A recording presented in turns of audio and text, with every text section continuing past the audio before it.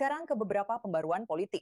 Pertarungan internal di dalam Likud semakin memanas menjelang pemilihan pendahuluan partai pada Senin malam. Perdana Menteri Benyamin Netanyahu yang sudah memilih langsung kandidat untuk beberapa posisi yang dicadangkan, juga memberikan dukungannya kepada beberapa calon yang bersaing dalam pemilihan pendahuluan. Namun, satu nama yang belum ia dukung secara terbuka adalah anggota Knesset Tali Gottlieb. Anggota parlemen yang kontroversial ini dikabarkan memiliki dukungan kuat di antara anggota Likud. Namun survei internal menunjukkan bahwa menempatkannya di posisi teratas daftar dapat menyebabkan partai kehilangan 2 hingga 3 kursi secara keseluruhan. Bersama saya di studio untuk pembaruan lebih lanjut adalah koresponden AI24 News kami, Bilau Sladin.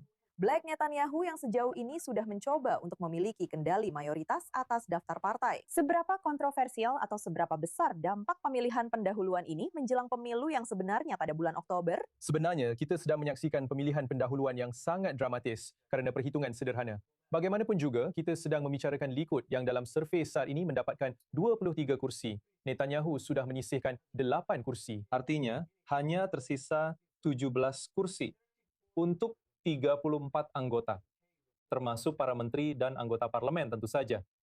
Jadi, setengah dari anggota Partai Likud yang saat ini menjabat akan keluar dari Knesset pada pemilu berikutnya. Dan itulah sebabnya besok akan sangat-sangat dramatis untuk menantikan hasilnya. Bahkan Itamar Ben-Gvir mengatakan bahawa dia telah dihubungi oleh anggota Likud, termasuk para menteri, dan meminta dia untuk menyisihkan kursi bagi mereka di Partai Yehudim, yang berarti mereka putus asa dan mereka tahu bahawa mereka tidak akan terpilih di periode ini. Itu tentu saja sesuatu yang perlu diperhatikan. Sekarang, Netanyahu, seperti yang Anda katakan, dia tidak secara terbuka mengatakan apakah dia mendukung atau tidak mendukung Likud atau secara spesifik anggota Likud. Namun, ketika berbicara tentang Tali Gottlieb, dia tidak secara eksplisit mengatakan bahwa dia menentangnya. Dia mengatakan bahwa hasil survei saat ini yang Anda sebutkan, bahwa jika dia masuk ke 10 posisi teratas, bahwa mungkin itu akan membuat Likud kehilangan 2 hingga 3 kursi. Ini sangat penting, tentu saja bagi Netanyahu. Tapi dia mengatakan bahwa dia percaya pada anggota Likud, bahwa mereka akan memilih dengan benar. Fakta bahwa dia membocorkan informasi ini melalui Channel 12 dalam insiden khusus ini, itu berarti dia ingin menyampaikan pesan kepada anggota Partai Likud. Itulah sebabnya dia tidak tertarik agar Tali Gottlieb berada di posisi teratas, Anda tahu. Itulah tantangan bagi Netanyahu saat ini. Ketika anggota yang lebih populis, lebih Anda tahu, katakanlah mari kita sebut mereka populis.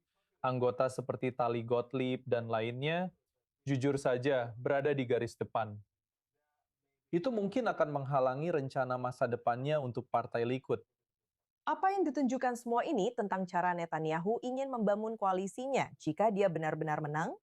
Ya, fakta bahwa dia tidak menginginkan Tali Gottlieb dan yang lainnya, Moshe, Menteri Media saat ini, untuk berada di depan, itu berarti pemerintah persatuan adalah yang dia cari. Dia sudah mengatakan itu berulang kali sebenarnya dalam beberapa bulan terakhir. Dan itu bukan hanya untuk didengar oleh Ben-Gvir dan Smotrich, karena mereka lebih ke kanan ekstrim, tapi juga untuk anggota Likud yang akan memilih dalam pemilihan pendahuluan ini. Jadi mereka tidak akan memiliki orang-orang yang bisa dianggap populis, dan dia bisa membentuk semacam pemerintahan dengan Eisenkot misalnya, untuk koalisi yang akan menyatukan banyak warga Israel. Dan itu bukan hanya karena dia ingin menyatukan warga Israel. Dia tahu bahwa deretan pencapaian berikutnya yang ingin dia raih mungkin di kesempatan terakhirnya. Netanyahu hampir berusia 80 tahun. Akan menjadi normalisasi dengan Arab Saudi. Hal itu tidak bisa dia dapatkan dengan orang-orang seperti Smotrich dan Ben-Gvir. Tetapi pemerintahan persatuan yang berpikir secara rasional atau lebih seimbang. Katakanlah, ketika berbicara tentang diplomasi dan ketika berbicara tentang isu-isu keamanan, sebenarnya bisa memberinya satu pencapaian terakhir yang sangat penting baginya.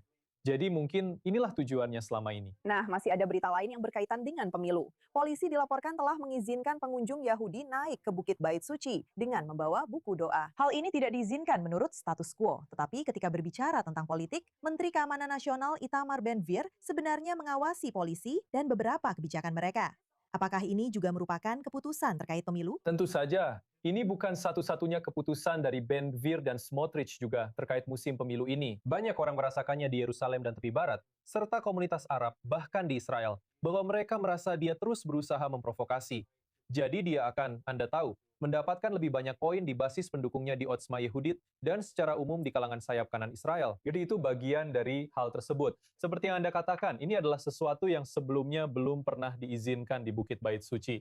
Kita bisa, Anda tahu, mengaitkan di sini dengan apa yang terjadi di Kosovo misalnya, saat ini di tepi barat, dan tentu saja kejahatan yang kita lihat di komunitas Arab.